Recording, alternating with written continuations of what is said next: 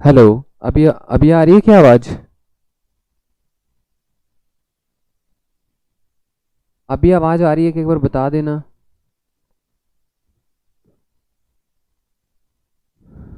M I Audible?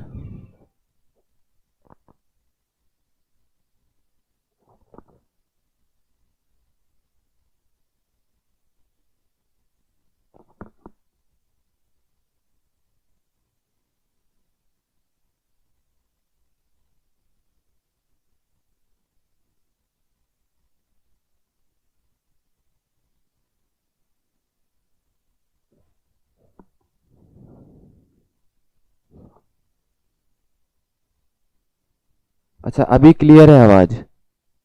एकदम clear है। Start करें दोबारा?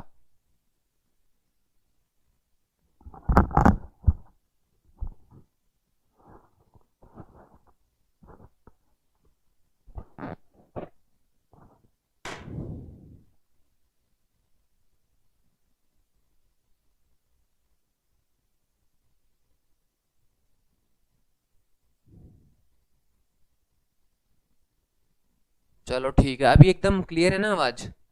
मैं एक बार दोबारा से बता देता हूँ। देखो, अपने को फील्ड डिस्ट्रीब्यूशन मतलब अपने को डायग्राम्स बनाने हैं। फील्ड किस तरीके से जो है वेरी करेगा। ठीक है, तो ये फील्ड इक्वेशंस डायरेक्ट लिखना मैंने आपको सिखा रखा है। टी मोड की बात करते ई जेड जीरो जगह एच जेड कहाँ से आता है? कहाँ से आता है? हेल्महोल्ट्ज इक्वेशन से आता है। ठीक है, बाकी बाकी जब आपको एच एक्स चाहिए तो इसका एक्स के रेस्पेक्ट में डेरिवेटिव कर लो, एच वाई चाहिए तो इसका वाई के रेस्पेक्ट में डेरिवेटिव कर लो। ई एक्स का एच वाई से कनेक्शन होता है और ई वाई का एच एक्स के साथ कनेक्शन होता है।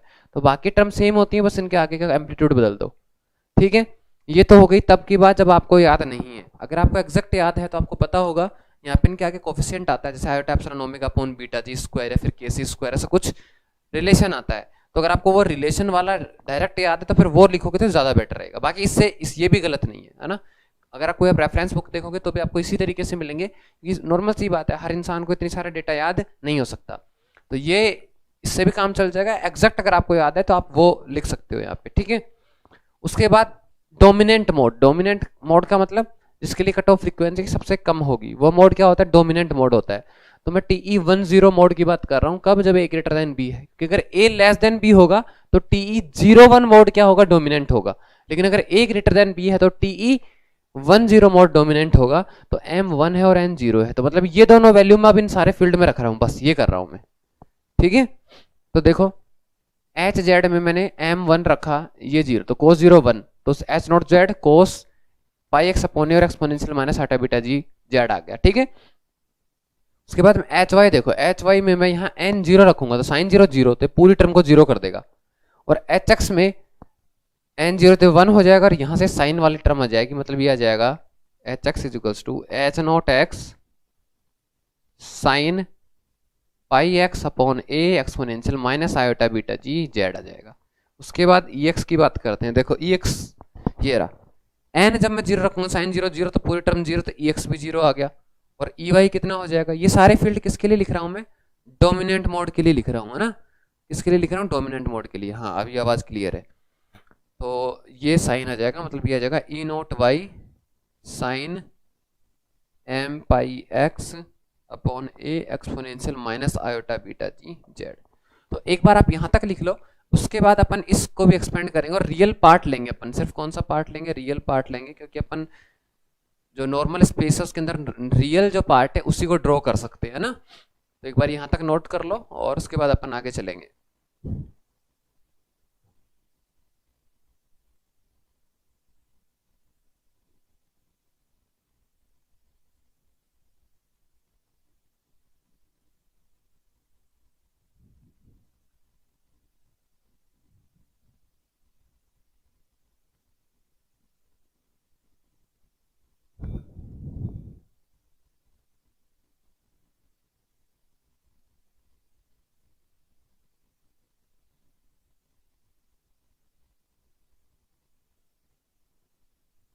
और ऐसे कभी कॉल आए ना तो आप लोगों में से कोई भी एक मेरे को कॉल कर दिया करो, कॉल आती मैं समझ जाऊंगा कि कुछ गड़बड़ है ना।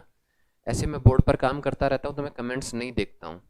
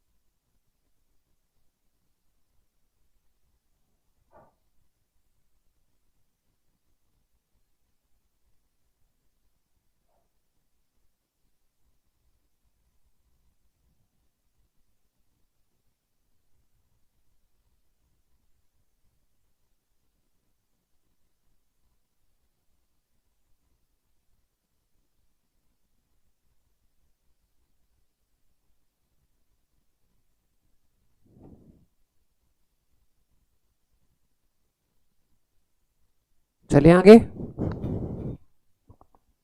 देखो।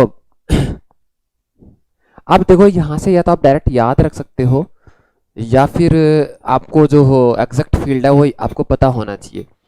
तो एच जेड तो देखो कहाँ से आता है, हेल्महोल्ट्ज इक्वेशन से आता है, ठीक है।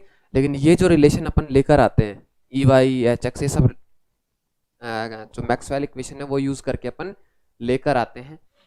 तो यहाँ पे बेसिकली क्या होता है, ये टर्म इमेजिनरी होती है। मतलब जब आप पन्ने पलट के भी देखोगे ना तो आपको यहाँ पे हमेशा क्या मिलेगा, आयोटा वगैरह मिल जाएगा इन टर्म के साथ, इन दो टर्म के साथ क्या मिल जाएगा, आयोटा मिल जाएगा। तो basically this term already contain iota, one iota is already present in these terms.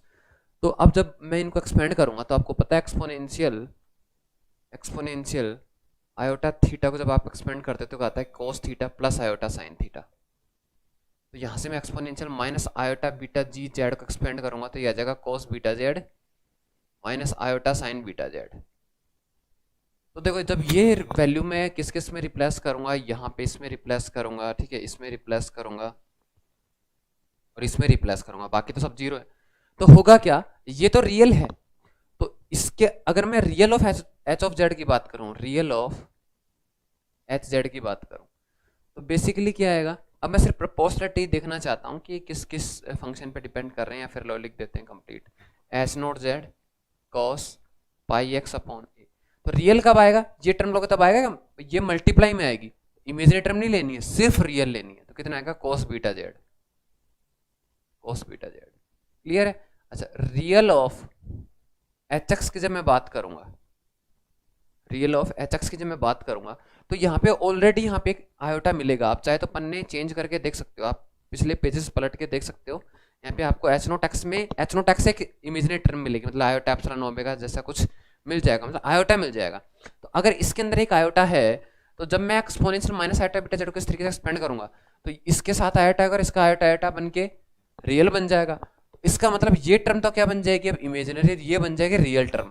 तो एच एक्स और ई वाई के लिए जो रियल टर्म उसके साथ कौन आएगा, साइन आएगा। कौन आएगा, साइन। अब या तो आप डायरेक्ट याद रख सकते हो या फिर आपका एग्जैक्ट जो एक्सप्रेशन था इनका वो याद रखना होगा। तो जैसे आप यहाँ पे एक्सपेंड करके लिखोगे तो ऑटोमेटिकली आपको पता चल जाएगा कि यहाँ पे साइन ही आएगा, ठीक है। तो ये आपकी चॉइस है, आप किस तरीके से याद रखना चाहते हो। तो आएगा H naught sine pi X upon A और साइन बीटा जेड और रियल ऑफ ई वाई। और वैसे भी आपको पता है एच एक्स का ई वाई से कनेक्शन होता है और एच वाई का ई एक्स के साथ कनेक्शन होता है। तो जो चीज़ इसके अंदर सेटिस्फाई हो रही है वो इसके अंदर भी सेटिस्फाई होगी।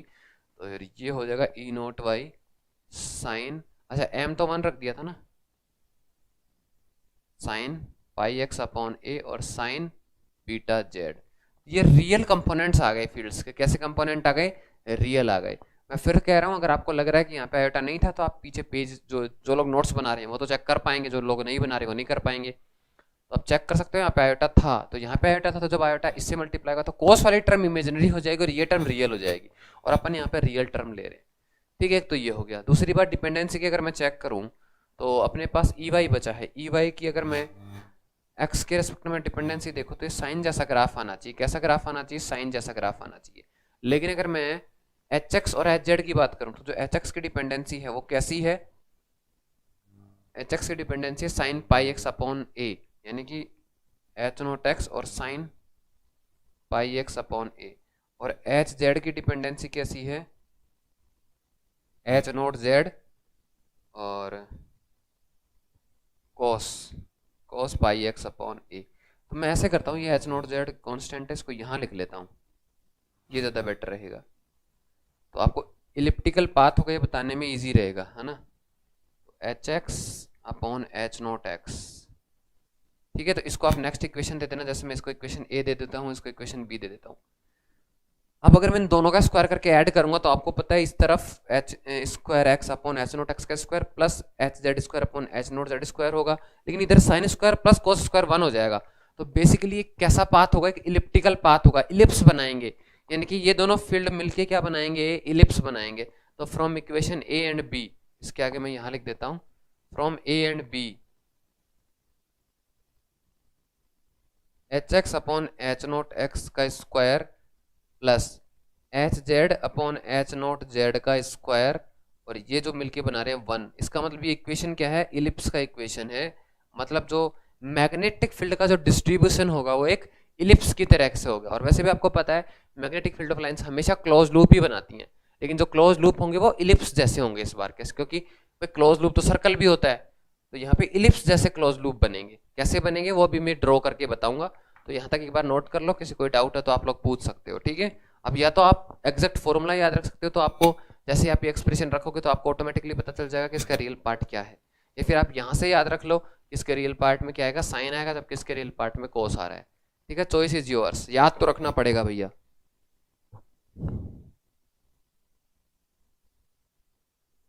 और अब तो वॉइस वगैरह की कोई दिक्कत नहीं है ना, सही चल रहा है ना एकदम।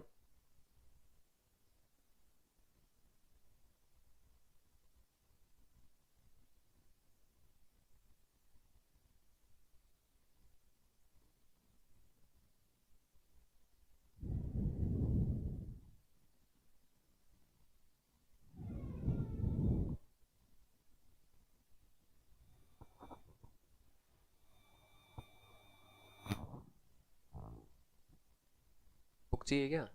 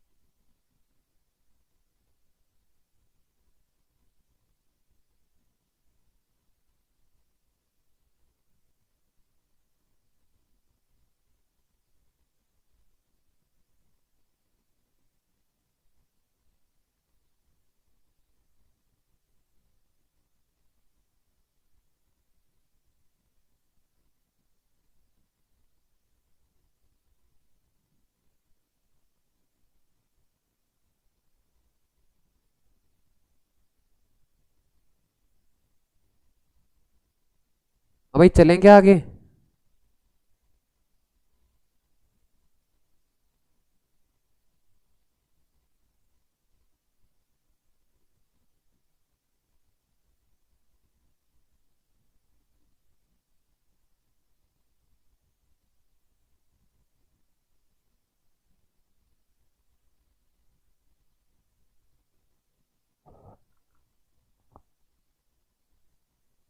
ठीक है भैया आगे चलते हैं ना। अब देखो अब चीजें समझने वाली, ठीक है, समझना है अब कि किस तरीके से फील्ड जो है बन रहे हैं। तो ये तो आपको पता चल गया होगा कि ये एलिप्टिकल पाथ है, ये स्टेटमेंट भी लिखवा देता हूं मैं। और फिर अपन पहले इलेक्ट्रिक फील्ड ड्रॉ करते हैं, और आपको पता है इलेक्ट्रिक फील्ड का मतलब, इलेक्ट्रिक फील्ड किसको बना लेता है, टाइम वेरिंग अगर इलेक्ट्रिक फील्ड है मैग्नेटिक फील्ड को बना लेता है, time varying magnetic field electric field को बना लेता है। तो उनकी डायरेक्शन बाद में देख लेंगे अपन, पहले जैसे अपन इलेक्ट्रिक फील्ड से स्टार्ट करें। तो इलेक्ट्रिक फील्ड देखो आपका E z 0 हो गया आपका और ई एक्स भी जीरो हो गया, आपके पास सिर्फ ई वाई बचा है। ठीक है, तो देखो एक बार आपका वेवगाइड कैसा होता था, रेक्टेंगुलर वेवगाइड।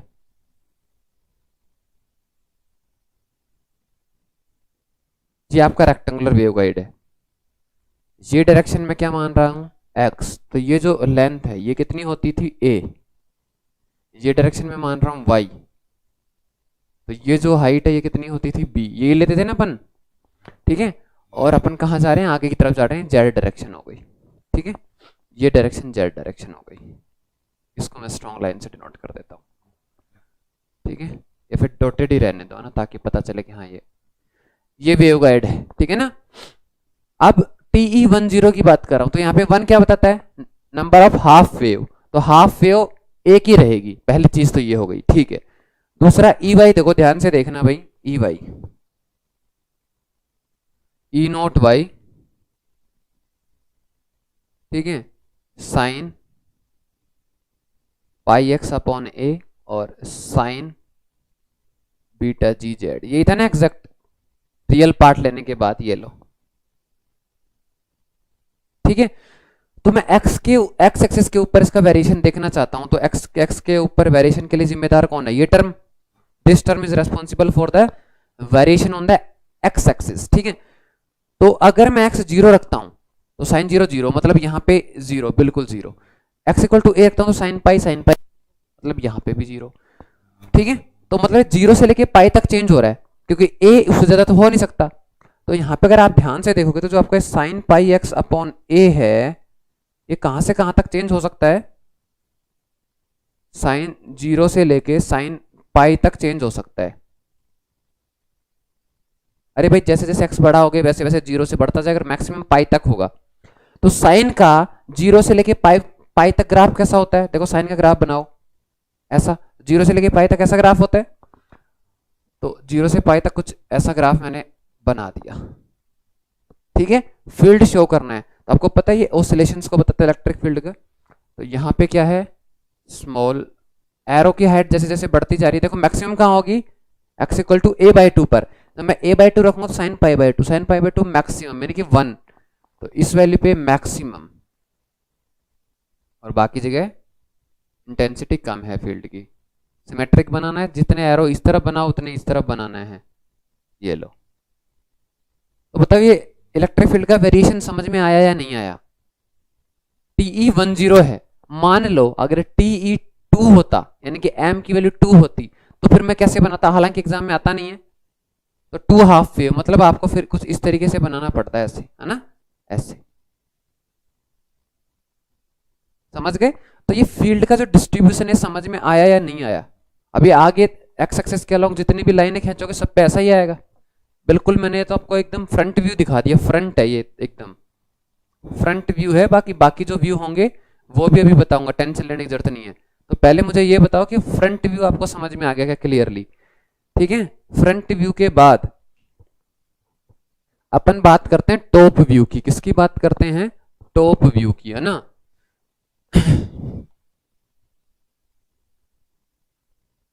साइड व्यू की बता देते हैं, पहले साइड व्यू की बात कर लेते हैं, क्योंकि साइड व्यू यहीं से दिख जाएगा, इस साइड से, है ना, साइड व्यू।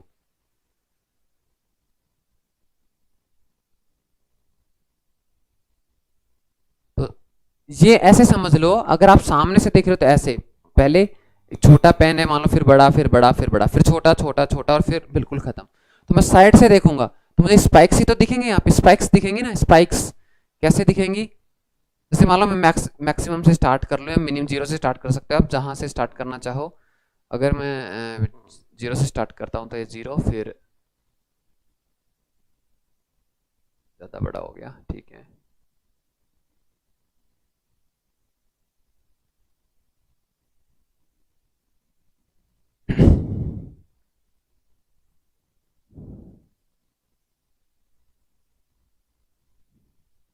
नीचे एरो बनाने का मतलब है एम्पलीट्यूड अपोजिट डायरेक्शन में, फिर वापस से ऊपर डायरेक्शन में आ जाएगा। ये साइड व्यू हो गया। तो फ्रंट व्यू और साइड व्यू में देखो, ये भी ग्राफ साइन का ही है, जेड के अलोंग भी तो साइन का ही ग्राफ है, जेड के अलोंग भी तो साइन का ग्राफ है। तो ये बताओ, ये दोनों व्यू बनाने में आपको कोई दिक्कत है तो पूछ सकते हो, अगर नहीं है तो फिर अपन आगे चलेंगे। फिर मैं टॉप व्यू बताऊंगा, टॉप व्यू कैसे बना सकते हैं।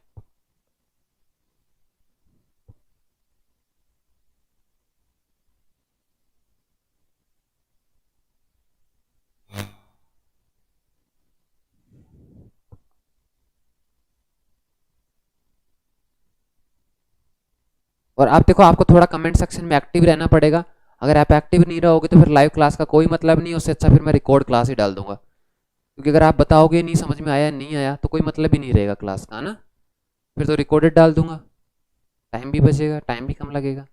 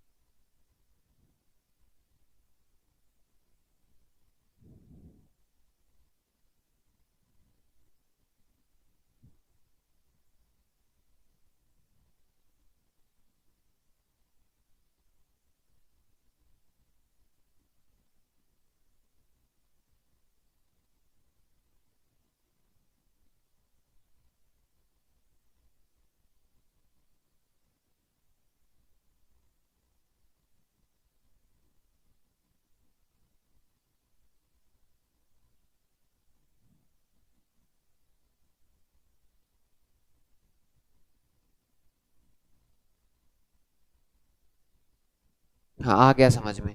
तो फिर ये बना लो। उसके बाद, अभी नहीं बनाओ तो बाद में बना लेना। मैं आपको टॉप व्यू और बता देता हूँ कि टॉप से कैसा लगेगा ये, है ना, टॉप व्यू।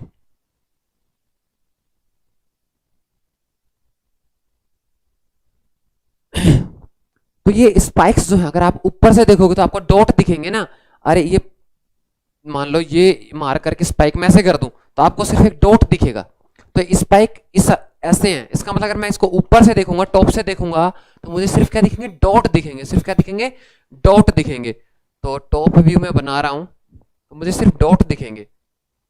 अब देखो यहाँ पे इंटेंसिटी कम है, जब मैं जेड का लॉन्ग जा रहा हूँ तो यहाँ पे इंटेंसिटी कम है, फिर बढ़ती जा रही है। तो मैं क्या कर रहा हूँ, देखो पहले मैं छोटे डॉट बना रहा हूँ, लेकिन मैं जैसे जैसे दूर जा रहा हूँ वैसे वैसे थोड़े डॉट बड़े बना दिए मैंने। इसका क्या मतलब है कि इंटेंसिटी बढ़ी है। फिर मैंने और बड़े बना दिए, इसका मतलब और बढ़ गई। फिर बढ़ने के बाद आपको पता है इस पॉइंट के बाद वापस कम होगी, तो फिर छोटे बनाने लग गया मैं।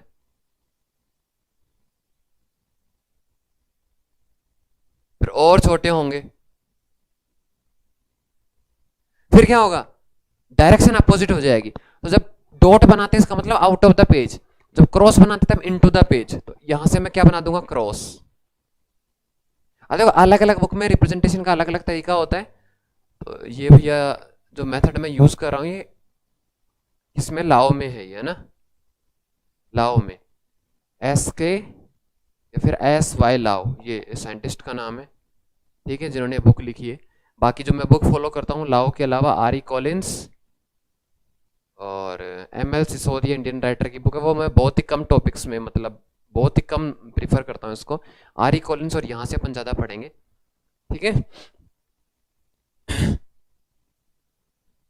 तो ये चीज़ भी समझना ना। अब क्या होगा, देखो अपोजिट डायरेक्शन में एम्पलीट्यूड बढ़ेगा, तो मैंने क्रॉस थोड़े से बड़े बना दिए। फिर मैंने थोड़े और बड़े बना दिए मैक्सिमम के लिए। फिर क्रॉस छोटे होंगे, फिर वापस से डॉट आने लग जाएंगे। तो ये टॉप व्यू समझ में आया या नहीं आया, ये भी आपको बताना है। अब देखो मैग्नेटिक फील्ड किस प्लेन में था, एच एक्स और एच जेड प्लेन में ही तो था। अरे एच वाई तो जीरो हो रहा था, तो एच एक्स और एच जेड में था। और इक्वेशन कुछ ऐसे थी, H X upon H naught X का square plus H naught Z, sorry H Z upon H naught Z का स्क्वायर इक्वल्स टू 1। तो बेसिकली एक्स जेड प्लेन में इलिप्स बन रहे हैं। तो ये एक्स है, ये जेड है। तो ये जो टॉप है, ये टॉप क्या है, एक्स जेड प्लेन ही तो है। तो इसमें इलिप्स बनेंगे। तो इलिप्स आपको पता है क्या होता है, दोनों पोल्स के अराउंड बनता है, नॉर्थ पोल साउथ पोल दोनों के अराउंड। जब जहां से आपको इलिप्स बनाने स्टार्ट कर रहे हैं यहाँ पे देखना, ये देखो ये आउट है, इनसाइड है। तो यहां से आप पहला इलिप्स बनेगा, फिर और बना सकते हो आप। ठीक है, ये बेसिकली क्या है, जो ब्लू लाइंस है ये किसको बता रही है, मैग्नेटिक फील्ड को बता रही है। किसको बता रही है, मैग्नेटिक फील्ड, क्योंकि मैग्नेटिक फील्ड किस प्लेन में है, एच एक्स और एच जेड एग्जिस्ट कर रहे हैं और ये दोनों एलिप्स बना रहे हैं, तो एक्स जेड प्लेन में है ये, तो जो टॉप व्यू है वो ही तो एक्स जेड प्लेन है। तो आप ये जो डायग्राम मैंने बनाया अलग से, आप इसको इसके ऊपर भी बना सकते हो, लेकिन थोड़ा सा टिपिकल हो जाएगा ये, ठीक है, तो मैंने इसको अलग से बना दिया बिल्कुल। तो ये डायग्राम्स पूछा जाता है एग्जाम के अंदर कि भैया फील्ड डिस्ट्रीब्यूशन बताओ, तो ये इस तरीके से आपको समझा के आना है। अगर आपको डाउट है तो पूछ सकते हो, अदरवाइज ये डायग्राम बना लो सुंदर सुंदर, उसके बाद अपन आगे चलेंगे।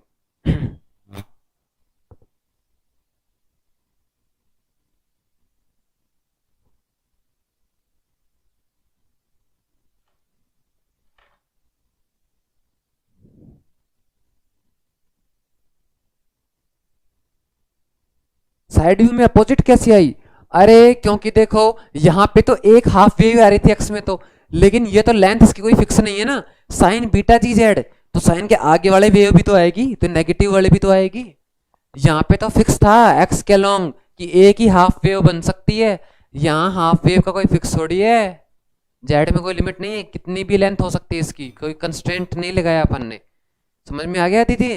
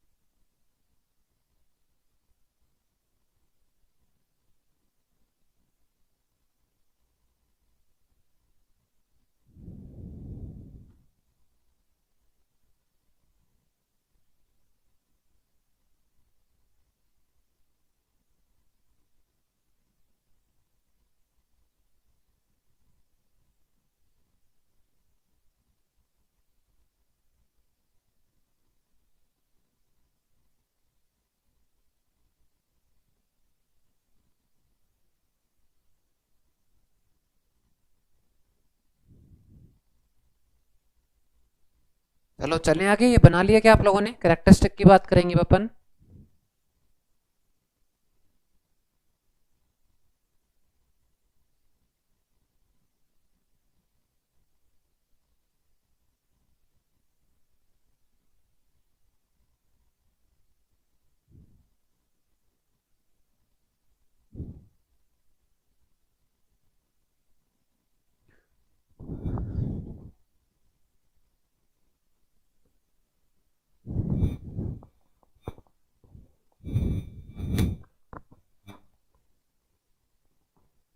देखो अब बात करते हैं अपन कैरेक्टरिस्टिक की, किसकी बात करते हैं, कैरेक्टरिस्टिक्स की। Characteristics of dominant mode TE10। तो सबसे पहले बात करते हैं कट ऑफ फ्रीक्वेंसी की। बहुत इजी इजी चीज़ है, बस M1 रखना है, N0 रखना है, बाकी सारी कैरेक्टरिस्टिक आप ऑलरेडी पढ़ चुके हो, ठीक है ना। तो कट ऑफ फ्रीक्वेंसी होती है 1/2 under root mu epsilon M upon A का square plus N upon B का स्क्वायर और होल पावर 1/2, यही होती है। अपने को तो डोमिनेंट मोड के लिए चाहिए, तो डोमिनेंट मोड के लिए M=1 रख दो और N=0 रख दो, तो यहाँ से FC=1/2 under root mu epsilon. तो M1 तो 1/A का स्क्वायर अंडर रूट लोगे तो वही 1/A, ठीक है। अच्छा, ये हो जाएगा 2A और ये लिख दूं मैं C क्यों लिख दिया? C is speed of light. If air dielectric is present, और एयर के लिए अपन म्यू आर और म्यू नॉट ऑलमोस्ट 1 ही ले लेते हैं, म्यू आर और एप्सिलॉन आर 1 ले लेते हैं। मतलब आपका जो म्यू एप्सिलॉन है वो ऑलमोस्ट किसके लिए बात, या फिर आप फ्री स्पेस लिख सकते हो म्यू नॉट एप्सिलॉन नॉट, और आपको पता है कि 1 upon mu naught epsilon not किसके बराबर होता है? C स्क्वायर के बराबर होता है। तो अंडर रूट पे C हो गया, तो कट ऑफ फ्रीक्वेंसी कितनी आ गई? C/2A। कई बार यहाँ से डायरेक्ट आपसे न्यूमेरिकल आ जाता है छोटा सा। उसके बाद बात करते हैं फेज फैक्टर की। फेज फैक्टर बीटा जी कितना होता है? Under root of omega square mu epsilon minus omega C square mu epsilon. तो यहाँ से म्यू एप्सिलॉन कॉमन,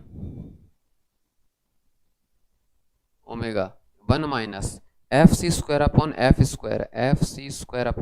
स्क्वायर, और ये 1/2। तो FC की जगह आप कितनी वैल्यू रख दो? C/2A रख दो, तो किसका फेज फैक्टर आ जाएगा?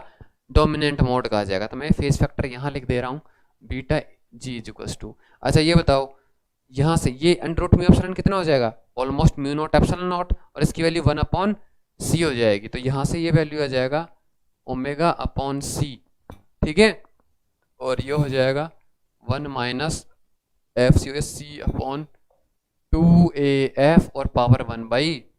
तो ये क्या आ गया? आपका फेज फैक्टर आ गया। कट ऑफ फ्रीक्वेंसी आ गई, फेज फैक्टर आ गया। एक बार ये दोनों नोट कर लो, फिर आगे चलते हैं। कहीं कोई डाउट हो तो आप पूछ लेना भाई, है ना।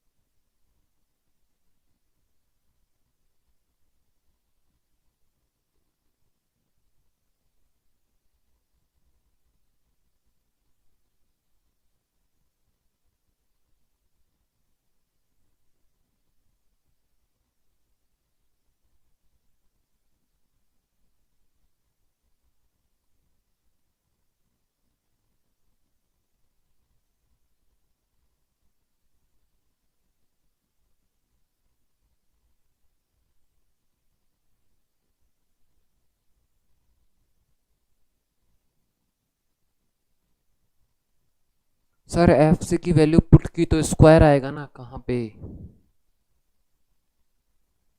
हाँ हाँ हाँ, यहाँ पे स्क्वायर होगा, एग्जैक्टली बिल्कुल, यहाँ पे इस वैल्यू का स्क्वायर होगा भाई। Thank you Aditi.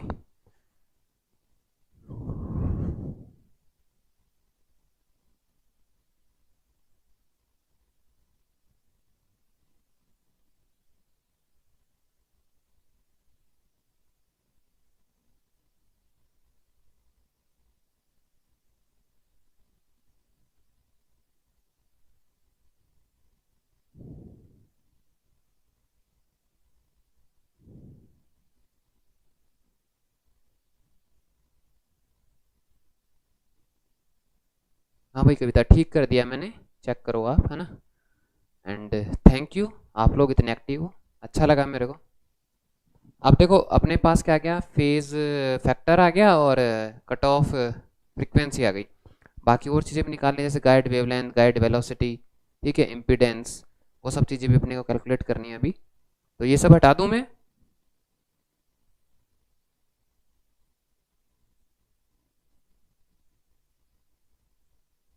अरे तुम दोनों ने बताया था।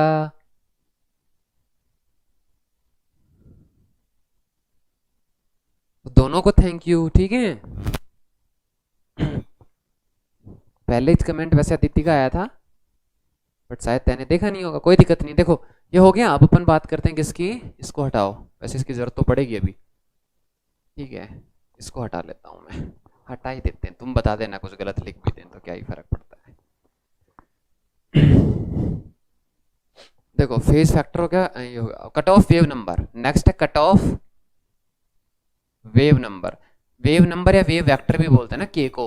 तो के सी कितना होता है भाई, याद होगा ना, एम पाई अपॉन ए का square plus n pi upon b का स्क्वायर और होल पावर 1/2। तो यहाँ पे m1 रखना है, n0 रखना, तो के सी कितना आ जाएगा, पाई अपॉन ए आ जाएगा। ये लो काम खत्म। Cut off wavelength, cut off wavelength lambda C कितना हो जाएगा, 2 पाई अपॉन के सी, 2 पाई अपॉन के लेमडा होता है ना, तो 2 पाई अपॉन ए कितना गया, 2a। लेमडा सी कितना आ गया, 2a आ गया। तो कट ऑफ वेवलेंथ भी हो गया। उसके बाद और क्या चाहिए अपने को, और देखो आप इससे भी निकाल सकते थे कट ऑफ वेवलेंथ, कैसे, फेज वेलोसिटी कितना होती है, लैम्डा इंटू एफ होता है फ्रीक्वेंसी, फेज वेलोसिटी सी हो गई, लैम्डा चाहिए तो एफ कितना था, c/2 है, तो सी से सी कैंसिल हो जाएगा, 2a आ जाएगा। तो आप इससे भी निकाल सकते हो और आप इससे भी निकाल सकते हो, choice is yours. Cut off frequency निकाल चुके हैं, गाइड वेलोसिटी की बात करते हैं। किसकी बात करते हैं, गाइड वेलोसिटी की।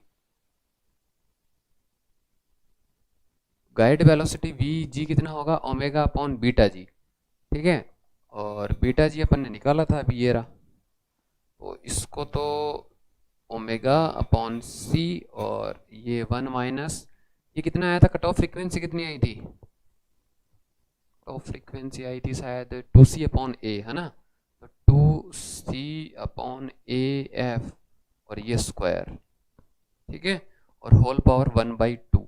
ओमेगा से ओमेगा कैंसिल हो जाएगा, तो जो गाइड वेलोसिटी है वो कितनी आ जाएगी, c divided by 1 minus 2c/a/f का स्क्वायर, ठीक है, and divided by, sorry, power 1/2। तो ये आ गया गाइड वेलोसिटी, ठीक है, गाइड वेलोसिटी पे आ गया। और क्या चाहिए, कट ऑफ फ्रीक्वेंसी, है ना, हो गया। वेव इम्पिडेंस क्या चाहिए, वेव इम्पिडेंस। वेव इम्पिडेंस कितना होता है, वेव वेव इम्पिडेंस ऑलरेडी निकाल चुके थे अपन, 1 minus f c square upon F square होता है। तो यहाँ से कुछ नहीं करना, बस एफ सी की वैल्यू रखनी है। तो eta divided by √1 minus 2c upon A F का स्क्वायर। एक बार मैं देख लेता हूँ 2c/a ही होता है cut off frequency, dimensionally correct check कर सकता हूँ मैं तो। सी 2c/a रख रहा हूँ ना मैं, ये c/2a था शायद, है ना, c/2a था, c/2a था ये, सॉरी सॉरी, ये c/2a था भाई, ये मैंने गड़बड़ कर दी, ठीक है।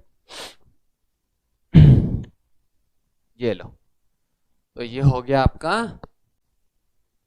जितने भी जो कैरेक्टरिस्टिक हो सकते थे T10 मोड के लिए, डोमिनेंट मोड के लिए बात की अपन ने, जितनी भी वैल्यू बात की है, डोमिनेंट मोड के लिए बात की है, ये नोट कर लीजिए, उसके बाद अपन आगे चलेंगे।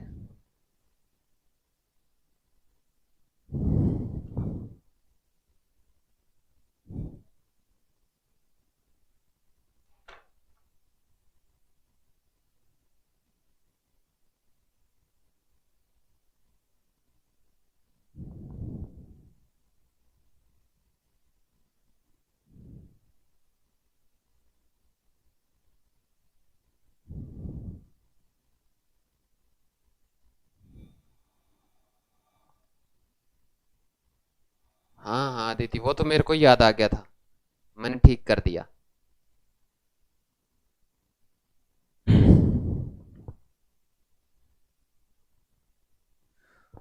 ठीक है, अब कल अपन करेंगे टीएम मोड।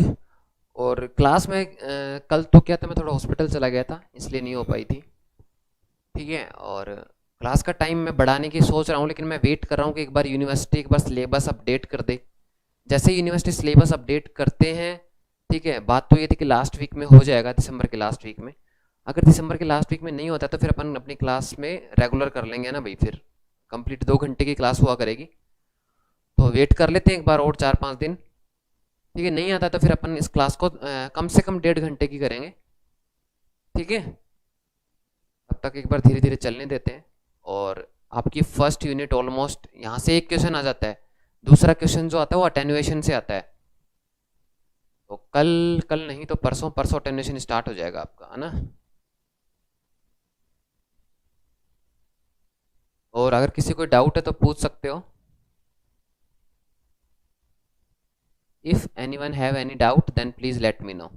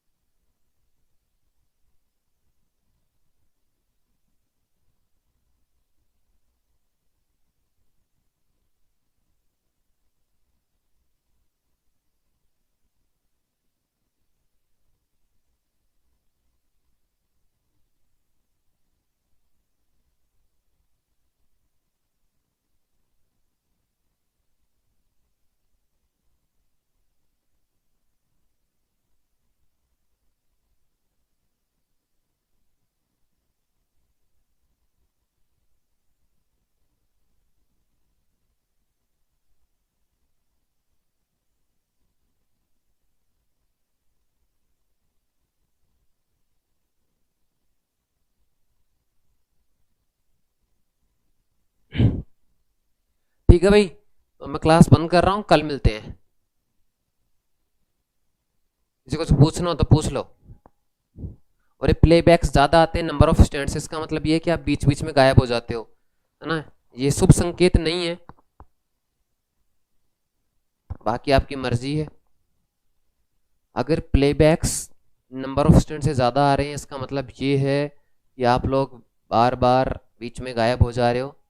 ठीक है ना, लोगों के स्टेटस देख के आ रहे हो या रिप्लाई करके आ रहे हो।